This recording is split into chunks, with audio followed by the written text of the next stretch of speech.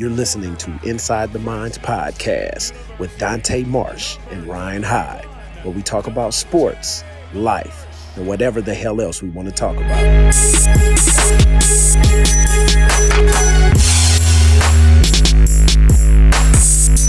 31-yard penalty to support pass interference call against the Lions this year. Curly into the hands, and there's Dante Marsh with the block. And it's going to be a pick six for the veteran. 29th career interception. Almost on cue. 80-yard return for the 10-year veteran.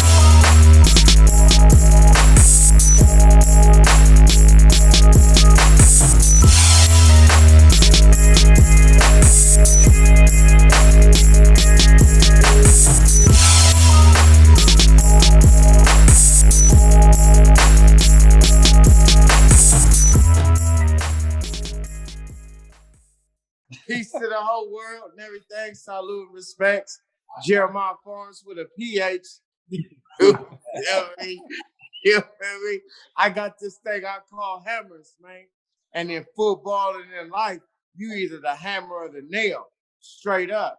So we're going to make it simple for these kids. You feel me? Since we want them to have a bright and powerful future, instead of them going out there acting like pansies on fourth down, we might as well make a tackle for loss. And the only way to do that is to pull the trigger and be the hammer. Only nails get scored on, but hammers make the tackle on fourth and inches for loss. You feel me? You feel me? Wise man once told me, I'm going to stop talking, but wise man once told me that if it takes 10 men to tackle down a madman at a mental institution, and I have 11 men on defense playing like madmen, then it should take the offense 110 men to stop us. You hear me? Yeah, them the wise words that I know. You hear me? You can say whatever the hell you want. This podcast was created for, initially Ryan reached out to me and I was one of his first. I was in there in the mix when he started his podcast, and he did one with me as an interviewee, and from there we sparked a relationship and created our podcast together. Yeah. Straight up, positive, powerful vibrations felt together, man. You know, energy, good energy is always attracted to good energy. So my thought process was to, and I'm for certain Ryan has the same vision. And that's how we connected, was to get we didn't want to just have a podcast where you running down your stats and your career, and then we're talking about the athlete. Yeah. You are a person, you are a human, you have other things, traits, attributes, and other things going on in your life. There's more upstairs. There's no dumb jocks. And we want to know about the person. So you could talk about whatever shit you want to talk about on here. I mean, speak freely. If there's a few curse words here and there, we can tripping. This is real, true, unadulterated. Yeah, ain't you gonna be ad-libbing this thing at the end too? He gonna clean it up a little bit for me, right? Yeah, we'll chop and screw, but I'm gonna But we gonna be live for right now. But we gonna chop and screw after that. Yeah. Don't even worry about it. We just having a conversation. So it's easy for me because I got a relationship with you. So without further ado, our guest on today's show is Jeremiah Pharms. We had the same agent, Sacramento, born and raised. Went to a high school that has produced several NFL ballers, a lot of athletes out of Valley High School in Sacramento. Damon Wheeler. Who else y'all had out there? Gary Deloach, Warner Herndon. You hear me? Darnell Robinson. Ballers like Brandon Lewis. You feel me? And wheels go major from our squad. You feel me? But the list goes on. And that's the thing. That's what a lot of kids don't know. Because when I was a freshman and I had my first practice up at University of Washington, they bring us in. We had the freshman practices first. Mm-hmm. I remember after that first practice, I got to my locker, man. And I sat and I took my pads off and I sat back in my locker like, damn. And I thought about some of the ballers that was on my high school team and how they could really be out here. They could really be out here at this D1 level, but a lot of them didn't know it. A lot of them didn't know it, that extra day or two a week, that extra day or two showing up for that extra little workout or that extra little bit of belief that it takes to not only show up for that extra workout, but all it takes to make it, y'all, is the extra workout. Because we all got talent and we all got ability, especially come from the tribe where we come from. You know what I mean? So it takes that extra workout. And that extra workout is what's going to make the difference between you and getting it there and not getting it there. Because 1 or 2 extra workouts a week become 4, 5, 6, 7, 8, or 9, 10 extra workouts a month, which become 100 to 200, 300 extra workouts a year. So when you go out and you put yourself in the same type, you go in for the same scholarship as the next young athlete, but you got in 300 more workouts than he does. You feel me? It makes a big difference, my man. So let's go back. Let's go back. So you was a high school All-American. Like I said, you played with some guys. And I remember when we sat in the condo and we was all watching, me, you, and Mark Will, watching our highlight films and stuff. And you put your take on it. I was like, JP was an animal. So let's start at Valley. Or when did you start playing football? Let's briefly take us back and give us a shortened version of the beginning, and then we'll get to the UW situation. All right. My son is a junior pacer now. Salute to the junior pacers. But I was telling my son yesterday that and he is 8 years old now. And I told him, man, at 8 years old, he had 5 touchdowns this season and everything. It was his first year. I was proud of him. And I was telling him, man, I started this game back when I started. We could only start at 9 years old. And I started at 9 years old, and we was traveling up to Tahoe. I take him to do the little walks. We was looking at the snow yesterday, the little Apple Hill and stuff like that. And I'm telling you, man, I remember when I was 9 years old. I tell him, you're going to remember these days forever.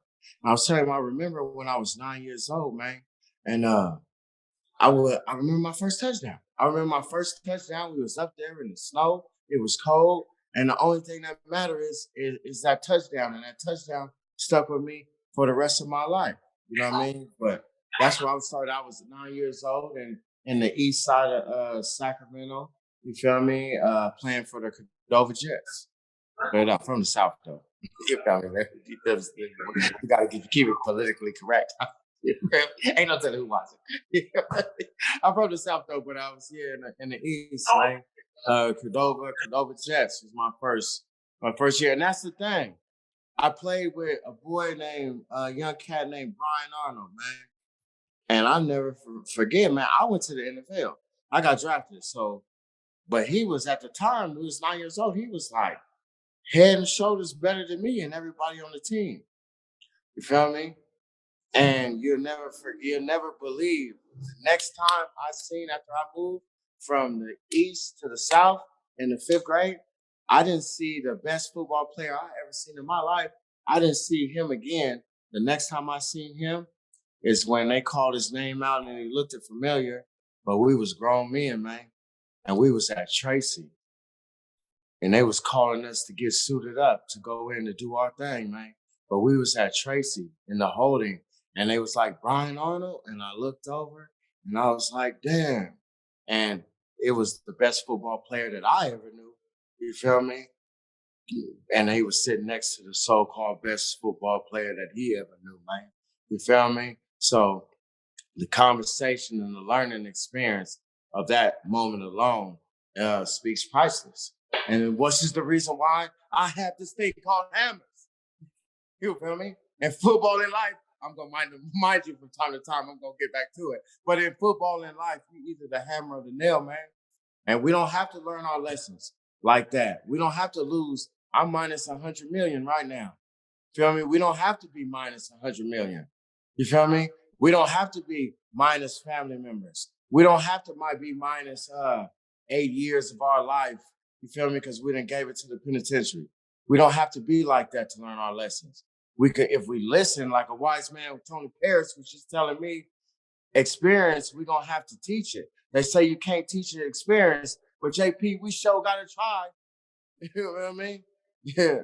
Yeah, Mr. Marshall, I'm gonna bring you into Hammers too, mind you. Don't even care. You know where we going.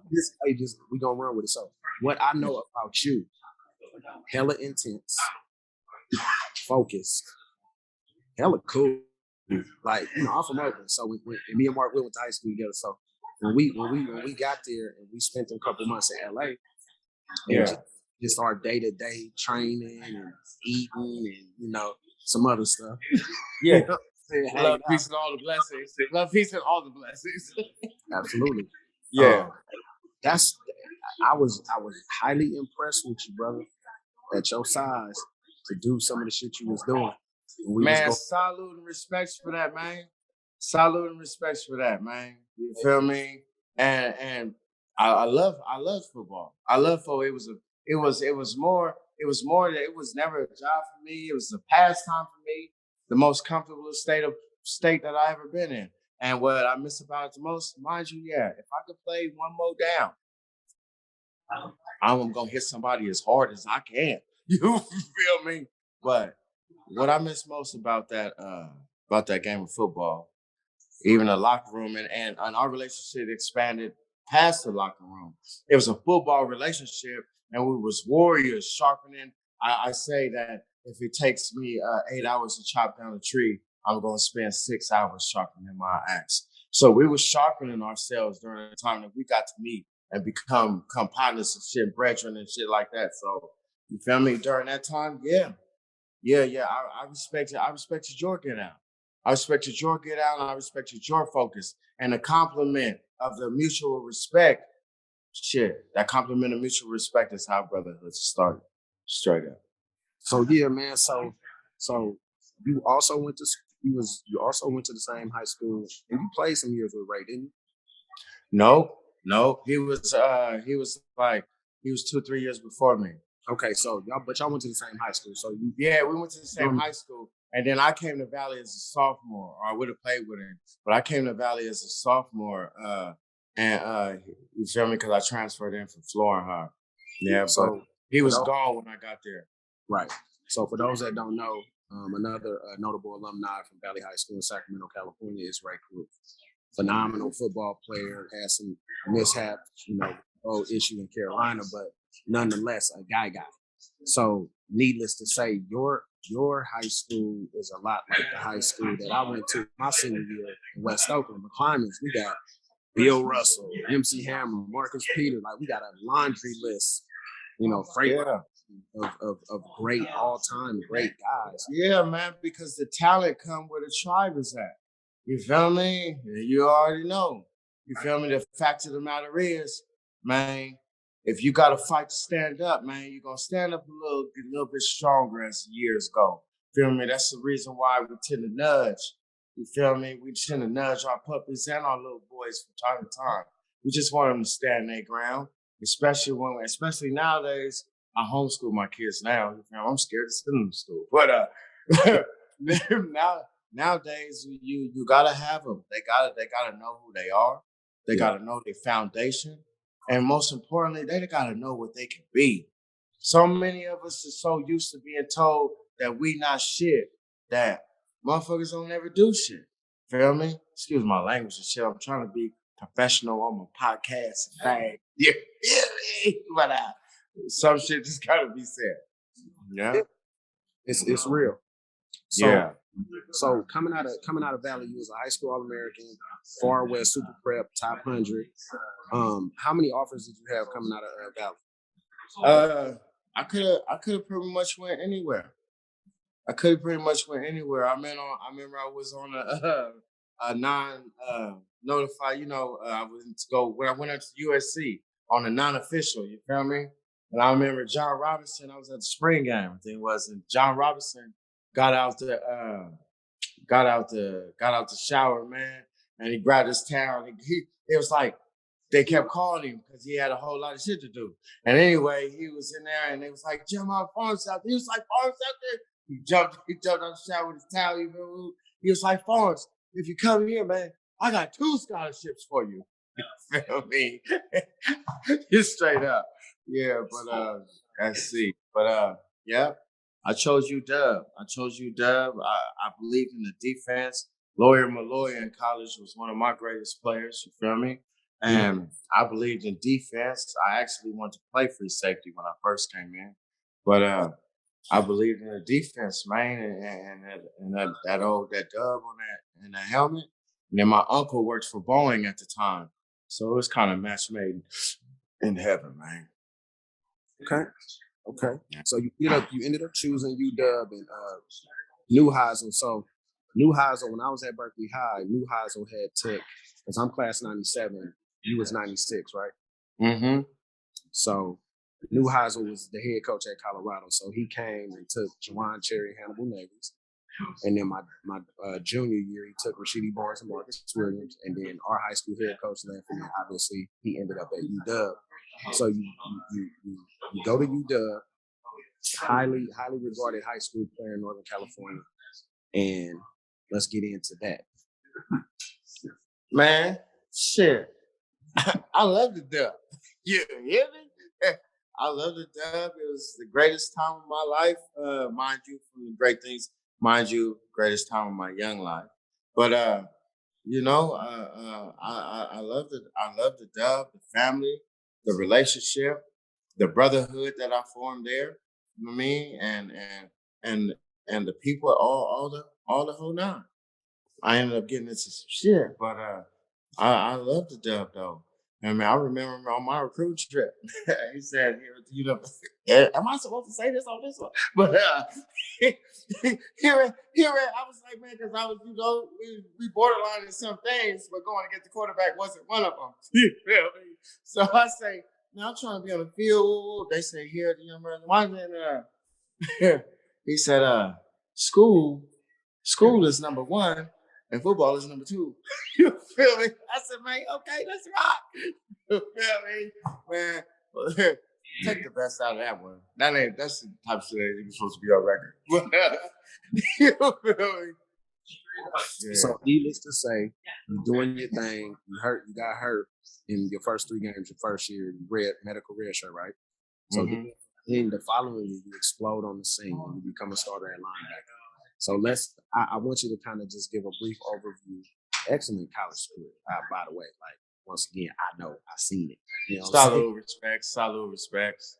Oh, get the people, because your story is very unique. And the reason why I was really pushing once we got reconnected, because I obviously know your sons being out in Stockton.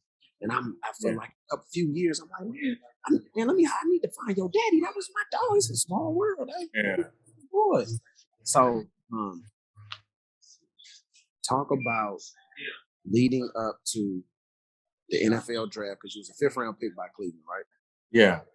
So let's kind of go through you terrorizing the Pac-10 at the time. It's now the Pac-12, but you're doing your thing in the Pac-10, and then leading up to all right. Situation. All right.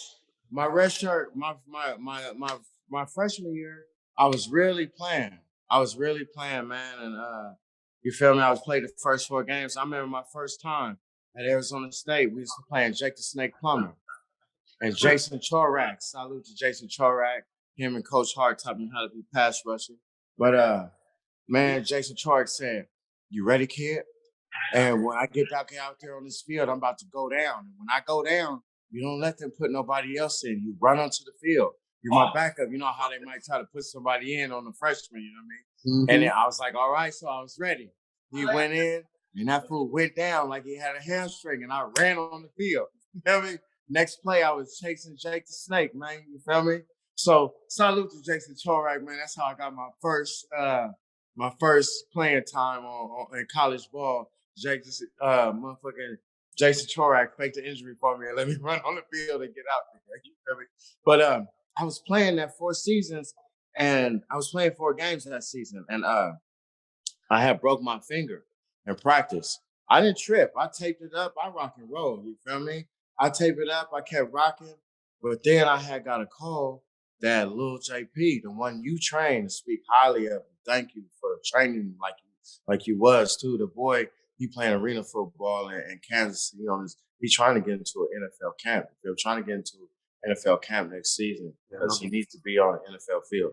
But he was being born. We was about to go play Notre Dame, and he was about to be born. And my mom called the sideline, said she was in labor. We was about to blase. So I was like, it was a Thursday.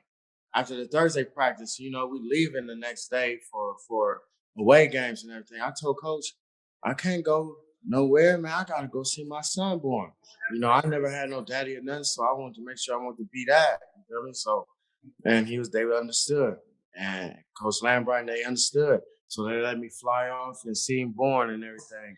I remember I walked into I just made it. I walked into the birth room. I still had my tape on my wrist. Feel me? I was from practice.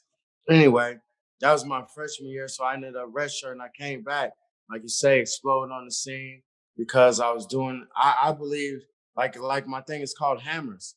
My training ain't called quick feet.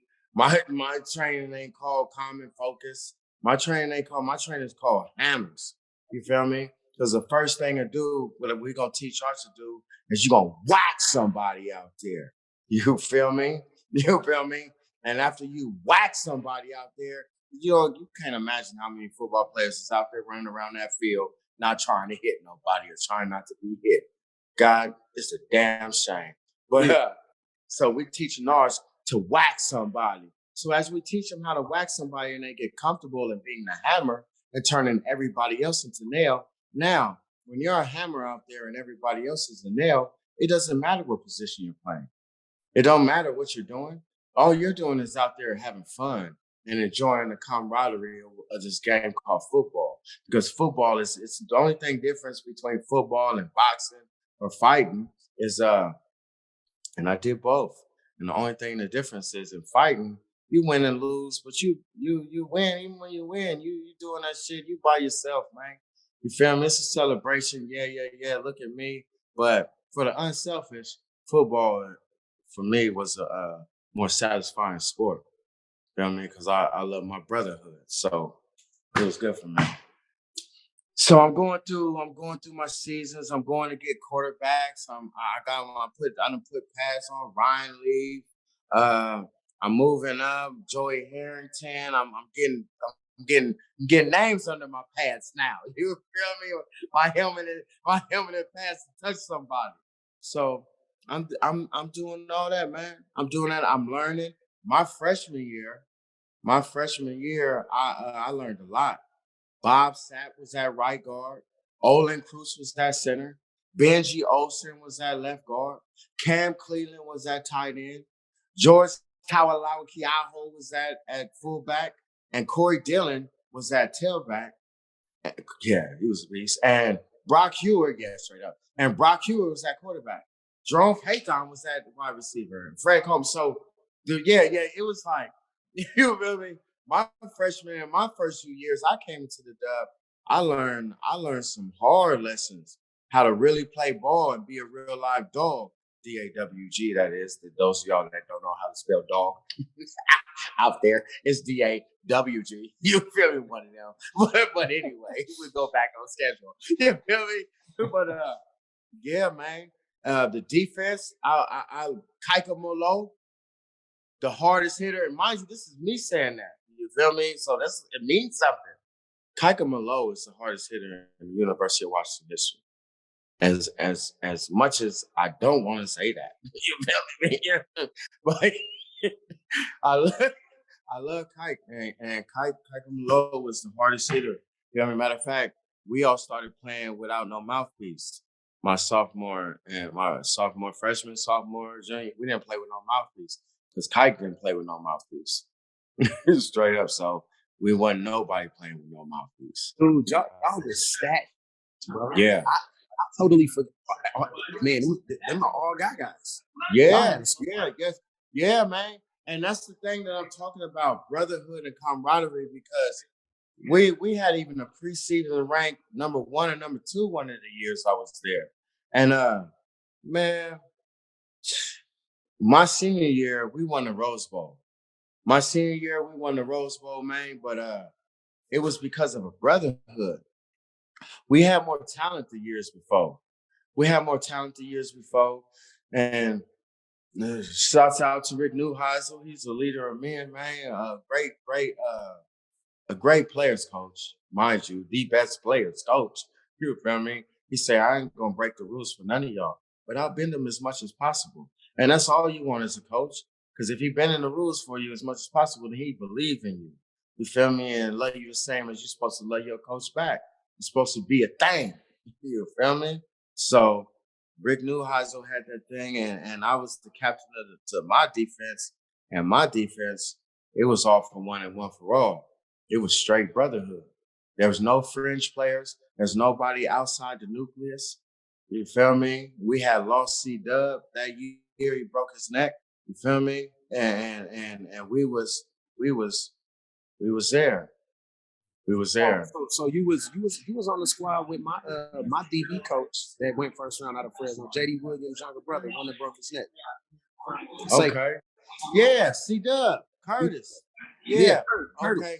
Yeah, and that's when they came with the Husky tackle.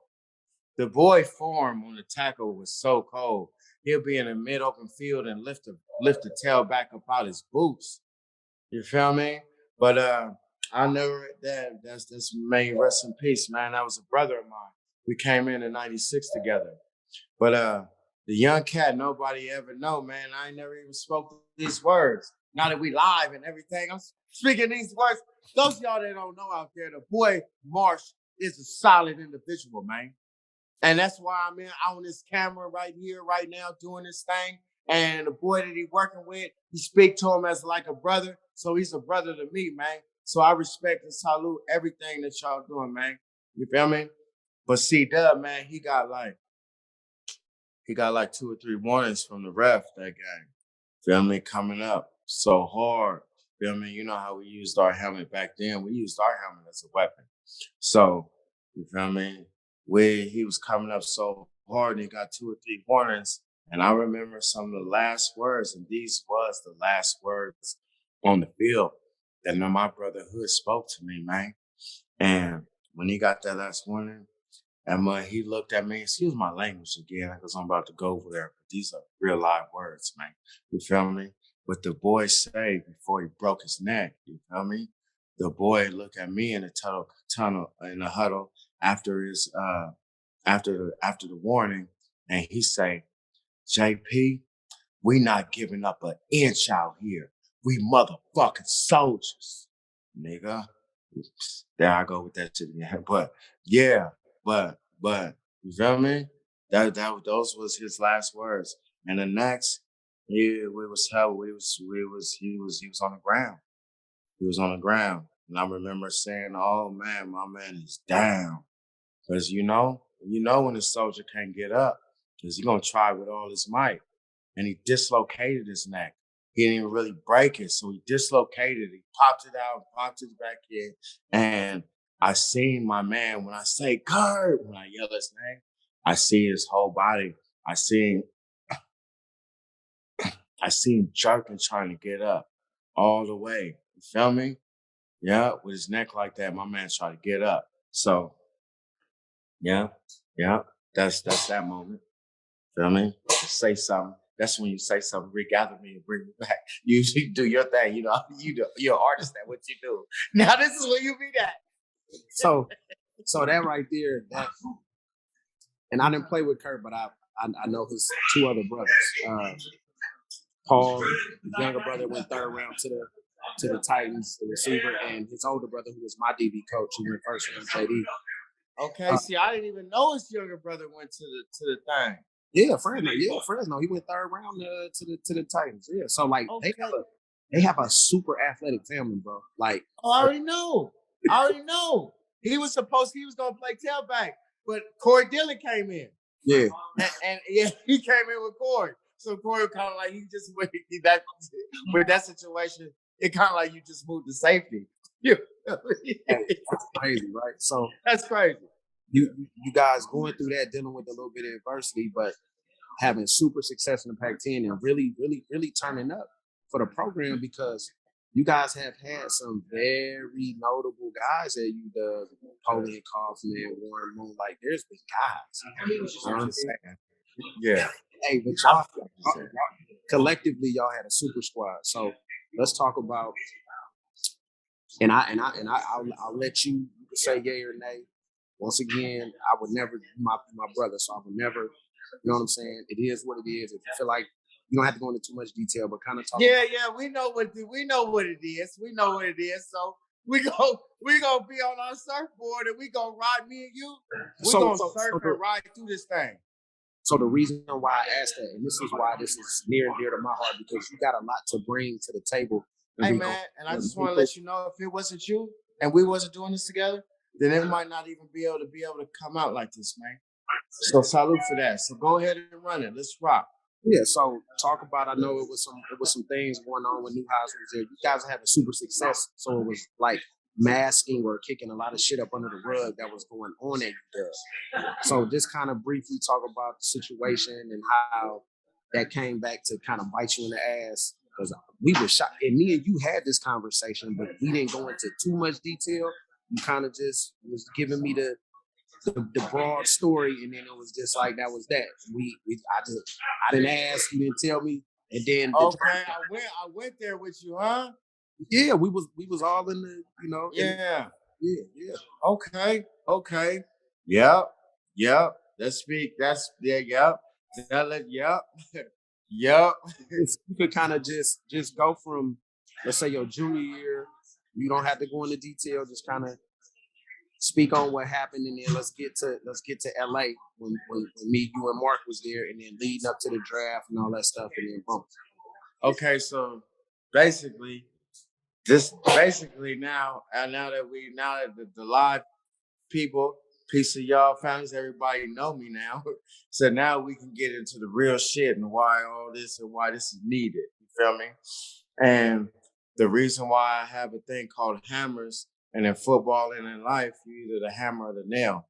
I want to teach a kid not only to be strong, not only to be fast, not only to be mentally tough, not only to have a proper handshake and a proper etiquette. You feel me? And to carry yourself with a high worth. I want to teach all these things for this entire reason that I'm about to explain to you. And I'm minus 100 million, because I don't really think that I don't even think there's another linebacker that's better than me wearing a helmet. And salute to Ray Lewis and so many other great ones. You feel me? But I believe that, man. And I play with a certain passion that a lot of times I don't even get to see. Feel me? That's why I want to teach it. Feel me? Because it should be taught. And these kids should play with all their heart. And it should mean everything to them. Feel me? Feel me? You should really want to win and not just want to play, man. Feel me? But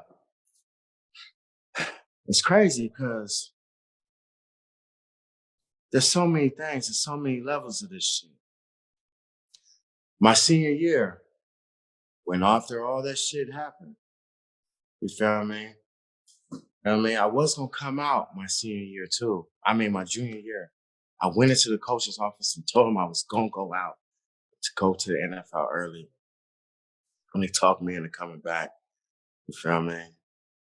And then, anyway, blase. I came back. But man, there was a new guy that ended up being my arresting officer. But there was a new guy that had entered the team my senior year. And I used to come off on the sideline, get water from him. He was like a helper with the team. I get water from him. And we have conversations, talk about life. I could talk about life no matter what. You feel me? I'm very comfortable in the violence of football. It's very comfortable for me. You feel me? I never worried about nothing. Hitting drills was like I hated running drills. You feel me? I used to tell the coaches, they used to be like, Pharms, what's wrong? I used to be like, Coach, I don't run this fucking far without hitting nobody, man. You feel me? When I run this far, it's contact at the end of it. You feel me? That got us out of one drill. Got us out of one running drill one time. You feel me? But like, you know what? That is a great answer. You feel me? But Yeah, man. Ooh, we about to go there. So the reason why I'm training these kids, and the reason why I'm explaining to these kids is because not only was I the captain of the football team, that's all I ever been. You hear me? Oh, you still with me or did you freeze? We're good. Well, I'm here. Okay. That shit's so powerful, it make the whole shit freeze. But I was saying that salute to you, my man. Yeah. But I was saying, man, that I be telling these kids like we be having a whole lot of talent. And me myself personally, I didn't have to do school ever since the 7th grade. And we got a whole bunch of talent and a whole lot of focus and a whole lot of energy. You know how many swords that I swung before I found out that the pen is mightier than the sword? I just closed my first little real estate deal last week, man. You feel me? And that shit was way easier than going to get the quarterback.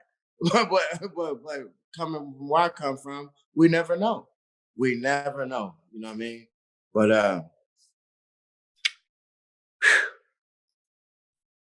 I'm so glad that the college kids nowadays are getting paid and to be in college, like getting paid if they're going to be sponsored, if somebody's wearing a jersey or a video game or whatever, however that the college kids are able to make money. I'm really into that because there was no reason for my decisions. My decisions were that I made were strictly because of some of the things that I learned growing up in life throughout my life, period.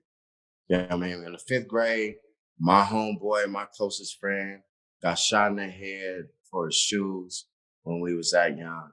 He didn't kill him; it just slowed him down from 100 to 2.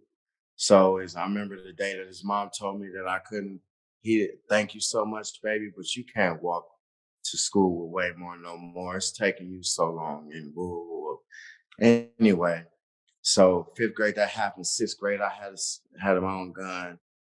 Damn, I'm live on this too. And 7th grade is when I went on my first robbery. And learning all these things growing up and everything like that, like my mama did a whole lot to raise me to be a good dude. And I'm a solid good dude, and I stand on that.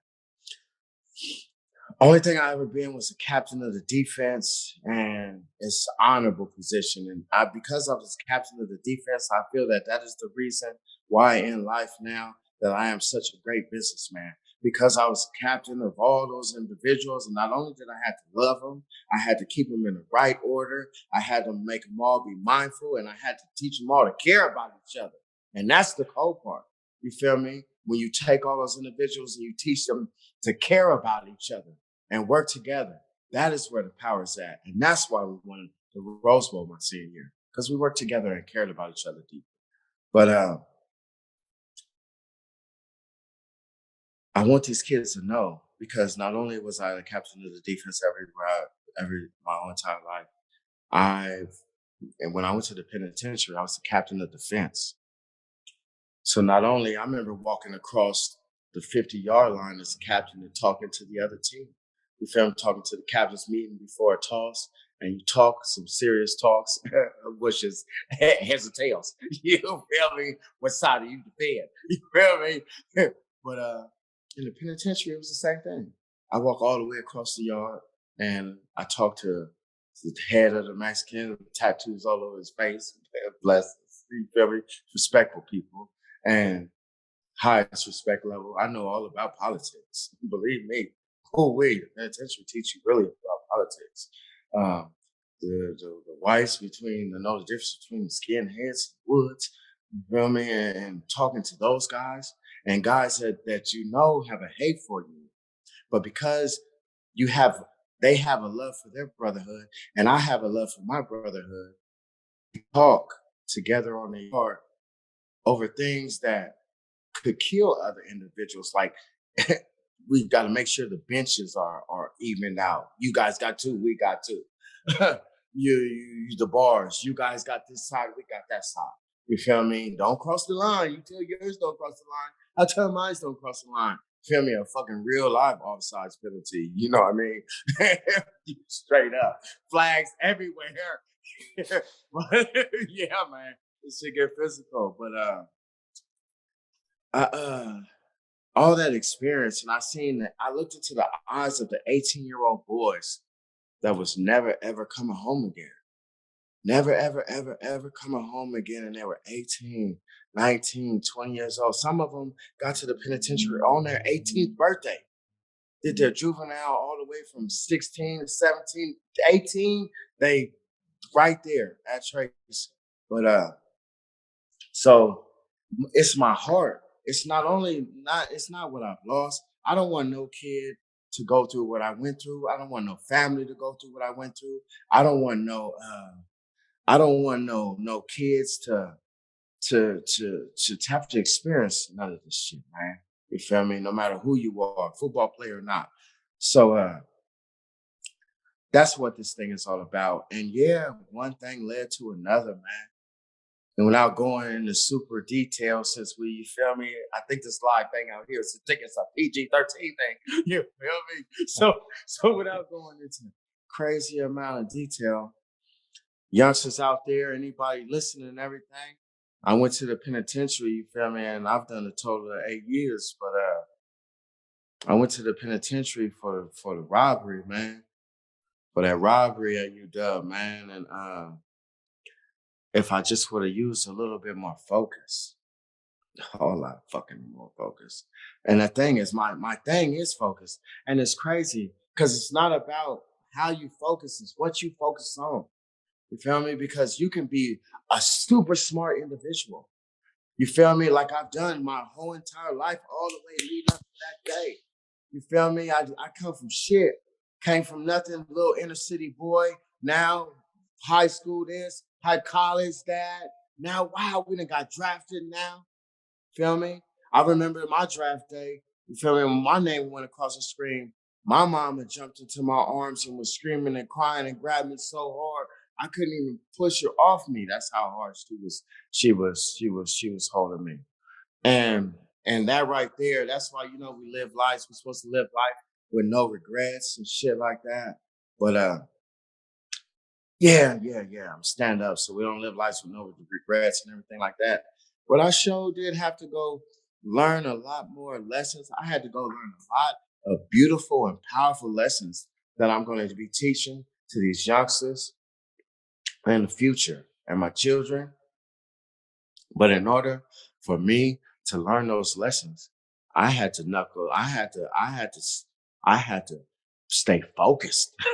And the only way to get through the darkness, trust me, is to keep going. And I know that there's a lot of people, not only football players, but there's a lot of people in darkness. When I ride around the streets in California and I see all these homeless and people, there's a lot of darkness out here, man.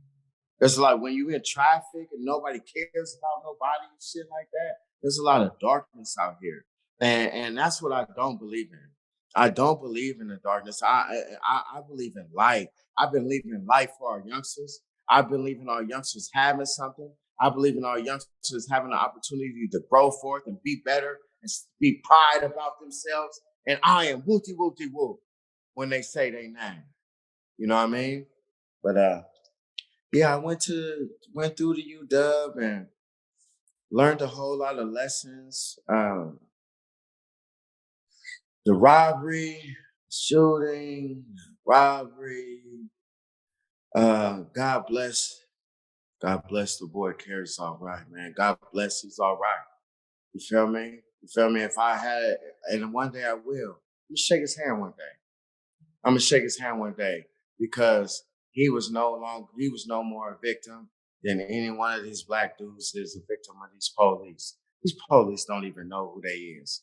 Feel me? They don't know who these is, that these black dudes that they killing. Feel me? But they be raised on such a level of so much hate and so much that one thing led to another and the shit gets out of hand, man. You feel me? And that's because we don't check ourselves, or we don't get an opportunity to learn the hard lessons. And let me tell you what really changed my life. And the reason why I'm sitting right here now, you feel me? Do I got a time limit on this shit? No. Okay. All right, well, I gotta go here one time because God bless her and this lady changed my life. After doing all that time in the penitentiary, I got a daughter. You feel me? I'm gonna show it to you at the end if I could. But I got a daughter that's handicapped, man. She got a trach and a G tube. She got uncontrollable seizures. Feel me? Her name is Mia Moore, man. Feel me? Ariel Mia Moore. And it helped me see things a lot clearer. And not only when I was at the house, I've been taking care of my daughter. Not only when I was at the house taking care of my daughter, I get a knock on the door from my neighbor. We just moved to a new spot, but my ex neighbor knocked on the door. Boom, boom, boom, boom, boom. Now I'm a super neighborly guy. You feel me? Not if you can tell. You feel me? I'm like the best neighbor though. You feel me?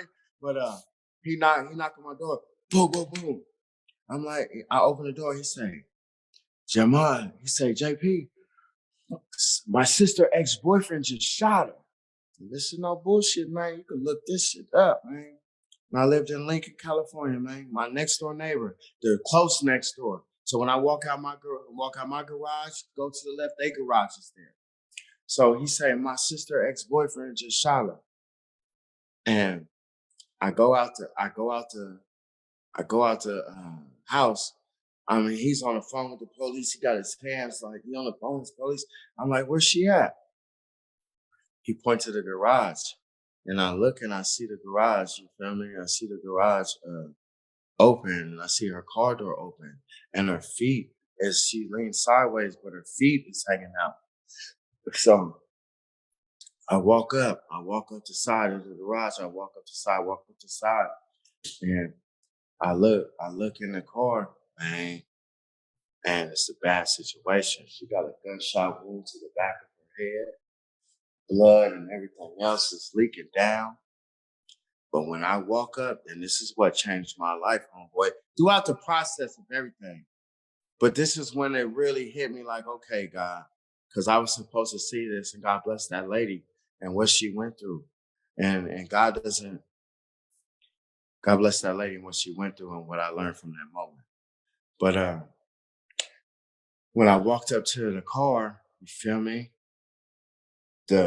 What I seen on that lady's face, man, I swear to God, it was the most peaceful that I ever seen a human being in my life. And the moment that I'm talking about is when I read God's book, when you live a bad life and the angels of death come get you, they come get your soul violently. But when you live a good life, the angels of death come and get your soul in a beautiful manner. And when I walked up, and no matter even the situation itself was ugly, when I walked up, the look on her face, I knew that she was communicating with an angel, man. And she was leaving. And it was so powerful. You know, it's like if when you walk in on somebody or something you could feel when you're out of pocket, like, oh, excuse me. Man, when I that power and energy that I've seen from that moment, I stopped and I stepped back and I put my back against the wall and I got down and I just prayed. And I just prayed. And when I opened my eyes, I couldn't walk away. I had to make sure she was gone. So I gave her one last look and she was gone. It was not the same thing that I just seen. And then I walked out and I hugged her brother and I told him to be strong and he was going to have to be strong for his family. You know what I mean? But yeah, though. So a lot of times when we grow up and we have guns and all this type of shit that we have, and a lot of times even those of us that have those people that have shot people and all that type of shit, you don't know. You don't know what it really is. You don't know what it really is when you running in there and you shoot somebody and running out. You feel me? You don't know that what I got from that moment is I understand the police, I understand the military, and I understand man guarding his house, protecting his family. Other than that, don't no human being need to shoot no other human being because the power of which I've seen, that angel come get that soul from that body, that is something that a human being should not be a part of or should not have his hands in at all, man. You feel me? And I know the only reason why I'm here to tell this story is because God wanted me to see that. Because God know that I'm gonna say it, man. I'm gonna say it, and I'm gonna tell my youngsters. I'm gonna tell my youngsters. I know. You feel me? I'm not some ex NFL. I would be going to the Hall of Fame right now this year if I was still playing. I'll be retiring and top of the NFL. But I'm not. But what I am doing though, what I am doing is I'm finna tell these youngsters. I'm finna tell these youngsters, man, y'all get y'all motherfucking shit together, man. Love your mama. Love your mama. Be patient with your daddy if he's anything that came from ours. You feel me? Like he'll be there. Be patient with him, man. Feel me? Everybody have a little patience with everybody. Work together. Work together. Be stronger. Everybody can be stronger if we work together. Your auntie on the other side of town is hurting. Your auntie on the other side of town is hurting. Your uncle dying. Your uncle dying. Don't nobody have support? Just imagine if we ever came together for a second and supported each other. But that's what did I tell you about Hammers? That's what Hammers is about. You feel me? Yeah. But salute to you, homeboy. This is me and your first time interacting, really. Yes, sir. Man, this shit is deep. There's a lot of people I wish could hear this right now and could hear you speak, and I hope that they listen to it. I really do, because Are you recording this? Of course, we're recording this. Hell yeah! I'm just saying, man. I need a tape of us. Yeah, people need to hear this, man, especially right now. There's a lot of shit going on in this world. Yeah, man, and that's the thing that football. You feel me? Jerry Jensen, the hardest hitting white boy ever to go to UW. You feel me? You feel me? Carruthers, you feel me? Charak, like I got some Matt Rogers, the one and only Matt Rogers. Yeah, I got so many white dudes that I call brothers. You feel me? Because football is above racism. We're out there breaking our bones with each other. You feel me? And even in practice, you bang one of your dudes, and like I done gave one of mine's concussions. You help your man up. Yeah. And that handshake and that mutual handshake. And when that should be on the poster with some shit. When a black and a white hand that is sweating and both of them swelled up and they need each other's hand to help each other up, you feel me? That shit go a long way, man. Yeah. That shit go a long way. And that is the reason why, like I say, that is the reason why I believe that I want to make $1 billion in business. I want to make $1 billion because I want to reflect how much my heart wants to give. You know what I'm saying? Mm-hmm. So, and I believe it, like Henry Ford said, I don't have to know nothing about no cars. I just know how to put the whole team together. Yeah. And that's all I ever did, man. Man, it's an honor and a pleasure, Ryan. You hear me? Yes, sir. Thanks, Jeremiah. I really appreciate you coming on and sharing your story with us. Fuck, man. Yeah, man. You feel me? And now, you know what I mean? Now, with this Hammers thing, I'm looking for right now. I'm getting my funding together because I got the dome people, right? It's gonna be 100-yard indoor turf. You feel me? Nice. And I want it for these youngsters out here. So we want to bring and JP, we gonna put it together, dog. This is why I so badly wanted you on here, because I'm an inner city kid. Oakland and Sacramento, same shit, different toilet. It's more gang banging in sack, but turf's in the bay. So it's eerily similar. So I'm a product of an inner city, tough upbringing. The times we came up in, and sports was a way for me to get out. Even though I did have a mama and a daddy in the household, I still had to navigate through the hood, right? Yeah. So at the end of the day, this story is so profound because it did afford you the opportunity to, garner a Division I scholarship to put you in position to change your life. Now, there was some speed bumps along the way, but guess what? You was the strong person to be able to go through that shit. And now it is your duty, dog. these kids got to hear that story, man. Man, And like for real though. yeah. And it's your duty, dog. So God had bigger plans for you, and it went this way. And you're going to have just as much of an impact as you would have had you continued to play in the league. Yeah, man. Yeah, man. It's priceless for me. It's priceless for me. I love this, man. I love this, man. You feel me? I love this, man. On everything. And you're gonna have to bring me one of those cigars too. I'm gonna pull up on you, man. We're gonna Yes, sir. Yes, sir. But my whole thing is for me, for my heart, and I know Ryan on the same page. That's why we just connected. This is just a platform kind of similar to how Matt and Stack do their thing. It's an unadulterated, real conversation, and people need to hear these things, these stories, these backstories, these little intricate details that us athletes have gone through. People look at athletes. And just because you played at the D1 level or you made it to the pro level, that everything is just peaches and cream, and it's not.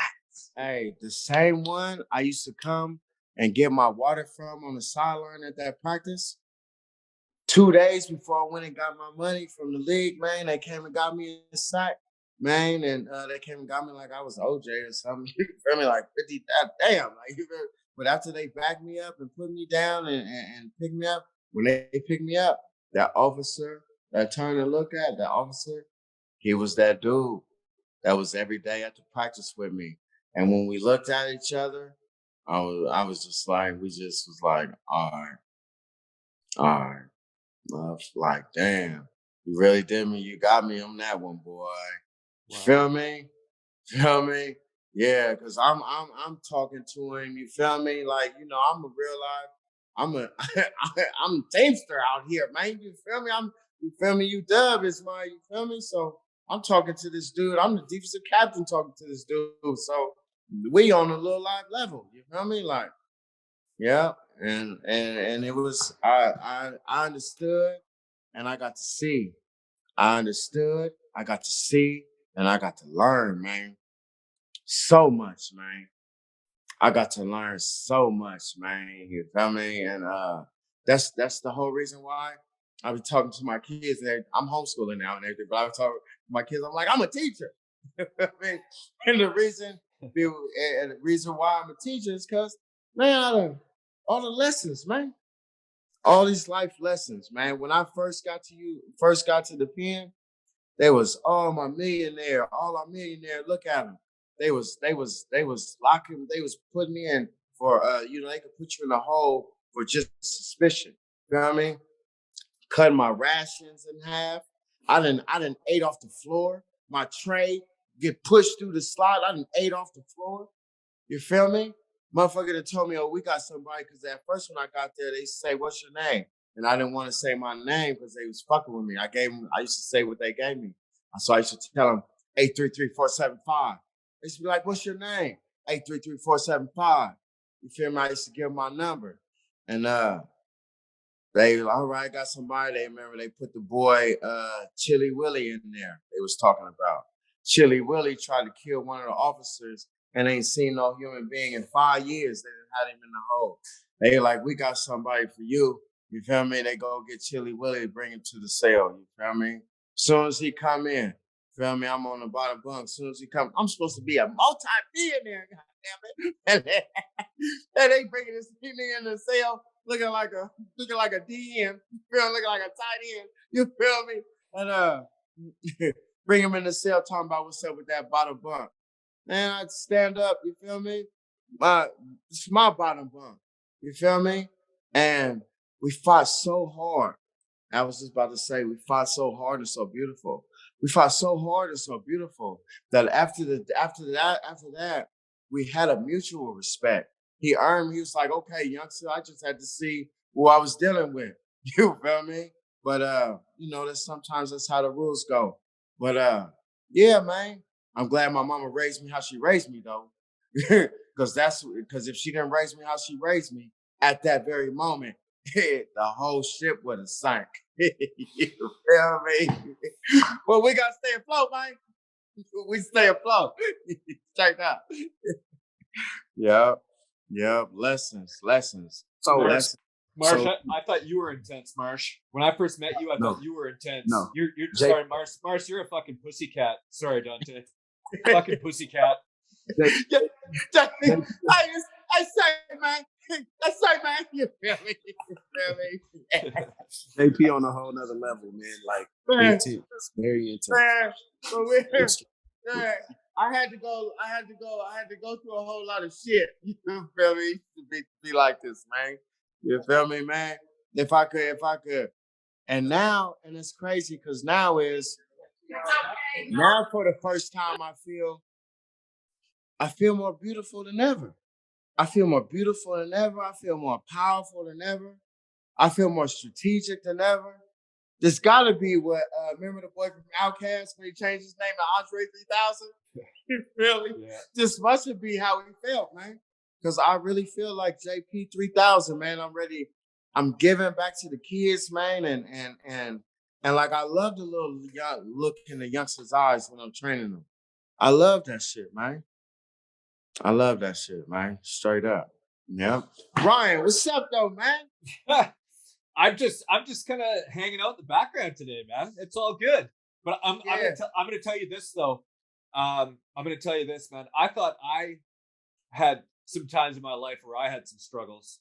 You know, I thought there's some times where I saw some shit. Boy, I didn't see a fucking thing in my life. I didn't see a fucking thing. Nothing, man. I walked to school every day. I didn't have to worry about shit. You know, I went home to mom and dad every night. I had fucking food on the table. You know, no challenges, no issues, nothing. Yeah. Yeah. I thought I saw some shit. I didn't see a fucking Yeah, thing, man. But that's the thing about it is this though. We don't know what we don't know because we don't know it. You know what I mean? And the good thing, like TP say, it's one experience. You can't teach it, but you got a damn. That's what this whole thing is about. That's what this whole thing about is for a kid just like you or a kid just like me that don't know. Fact of the matter is, there's kids out there right now, one just like you, just like me. They gonna go through They gonna go through hella shit if it's not correct. And they can fuck around and be especially where we now as a people. You feel me? So I dig the power and the positivity and shit. I really think you come up on this thing too, man. No, thank you. These stories have to be talked about because once again, it's like you just said, it's gonna change somebody's life. Yeah. Because a lot of times, I know when we was growing up, you see Neon, you see Walker Payton, you see these guys, and you don't know, like, still regular people, dog. Your life ain't just perfect because you on TV on Sunday or you on BBC on Saturday. You know what I mean? You still gotta. And I tell all the kids that I'm training and mentoring that you have to learn to juggle and be Clark Kent, jump in and put on your uniform and be Superman and go back to being Clark Kent. It's yeah, man, because if you don't go back to being Clark Kent, somebody gonna get hurt, man. You feel me? You can't be no linebacker blitzing. You feel me? You can't be no linebacker blitzing motherfuckers at the club. You feel me? You can't be not if you's a big ass D lineman, you need to be slamming quarterbacks. You can't be slamming these suck ass cats that want to bump into you at the bar at the club. Yeah. He's a D lineman. You feel me? What do you think? You gonna hurt one of these young boys, man. You feel me? Especially when they get drunk. Now they think now he's one of these young suckers, little suckers, think they big as one of our big D linemen from one of our certified tribal members. Feel me? You're not, man, you ain't fuck with that boy, especially in here drunk. Calm yourself down, relax, you feel me? And then the athlete, the big athlete, I want him to be able to, if like Hammers, every kid that train at Hammers, nigga, ain't none of our athletes gonna lead the league in rushing and be failing no class. You feel me? All your awards gonna come with. Oh, what? You done got? Oh, okay, now you get free tutoring for your math for the month. What? You done rushed for 1,000 yards 1,500 yards last season, but you struggled in math, this whole entire season when you come to Hammers after you train, it's mandatory math tutoring for you. You feel me? Make them really get them better, really wire them all the way right because they're like a spin top. If you give them so much power and energy and spin them so fast, if they're not smart, not balanced, they're gonna spin out of control, man.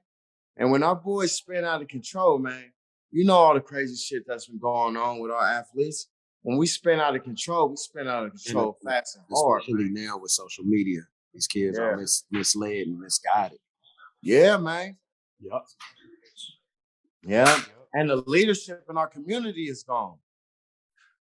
Leadership in the community is gone, and the social media is raising. And it's either the social media or the kids or the TV raising the children. So we losing. Yeah. Yeah, we losing. We losing. We need hammers. Mind you, this thing called Hammers. Wait till I know Dante marching them out there doing something out there and they training the kids. You feel me? But wait till Hammers branch out there. Yeah, man. It's crazy, man. Like I said, I thought I saw some shit. I didn't see a fucking thing, man. Not a thing. Not a thing. Yeah, but when these boys do get an opportunity, I don't want to not let them hear this though. The brotherhood and the beauty of college football. Oh my God, young boys, if you want to make it, you do not want to let one class stop you. You do not want to let one test stop you. You do not want to let one person in front of you stop you. You want to run through everything and everything that you got to do and everybody that you got to do. You want to run through them and you want to give yourself an opportunity to play college ball. Straight up. We need to do this again, man. You feel me? Man, I want to have you come speak. Yeah, that's just about to say. I want to be doing some talking and positive, powerful movement shit, man. You feel me? God damn it. See, I really like this. Like, my heart is being called. You feel me? My wife getting tired of me talking to her about it. You feel me? I need to do it. Before we go, since we on come here, champ. Before we go, I was gonna let you see my daughter, man. You feel me? Yeah. Tell you this is the whole reason why I'm doing everything that I'm doing, and I believe in a higher power and God and everything. Look, this is my young boy. I'm gonna show him here. This is my young boy, Mateo. Hi. Hello, how are you? Good. That's good. You're live on my Facebook right now with your dad. Just saying. Just saying. You live, champ. Yeah. Salud. Huh? Yes, straight up. Awesome. Yeah, man. I'm about to get up out of this thing. How you gonna have my phone? And I'm on the phone. All right. I'm about to let him see Mia, and then I'm come up there and we're gonna rock and roll. All right. Yeah, he calling me. He be trying to beat me in the madness shit. This kid is pretty good. It's crazy. You know what I mean? But he don't even know.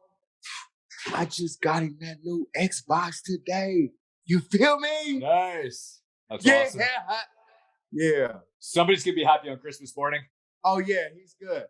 Hey, before I get up out of here, man, I'm gonna just go grab my daughter and show her, and then you feel me? Of course. Let y'all handle your business. I'll be right back. All right. All right. Yeah. Hold on. Of course. This is my daughter, Mia Moore. Hi, Mia. Indeed, brother. Indeed. Awesome. Yeah. This is everything that you feel me. Like me and my wife. This is what we do. Penelope, say hi. Hi, Penelope. How are you? You're live on Facebook. Look, you live on Facebook, mama. Yes. Huh, sing him a song. Look, that's my homeboy right there, baby. A brother of mine, you hear me? Say hi. Hi. Hi, Penelope. Hi. Salud. Are you excited for Christmas, Penelope? Yes. Yeah, me too. I'm excited for Christmas too. What you want for Christmas? A Barbie dream house. A Barbie Nice. dream house. The Barbie. And a car toy. And that's it. Or a lot of things. Or a lot of things. Yeah. But yeah, man. Dante, man. Salute, respects, homeboy. You hear me? You too, Ryan, man. Thanks, Jeremiah. It was really nice meeting Feel you. me? Yeah, man. It's an honor and a pleasure, man. Thank you for joining us on this episode of Inside the Minds podcast with Dante Marsh and Ryan Hyde. Check out our Facebook, YouTube, and Twitter accounts to see our upcoming show announcements, links to our previous shows, and sound bites. And don't forget to hit that follow button while you're there. Hey, this is Logan Bandy. Hi, this is Zane Frazier. This is Art Jimerson. Chris Ranning. This is Boots Electric, and thank you for joining me on my special guest spot on Inside the Minds podcast, where everybody wants to be if they're smart. Good field position start, play action. Burr's going to load it up, but he's short on the throw. Intercepted. Dante Marsh has his 30th career interception and a good return back into Ottawa territory. Well, the usually strong-armed Henry Burris comes up short.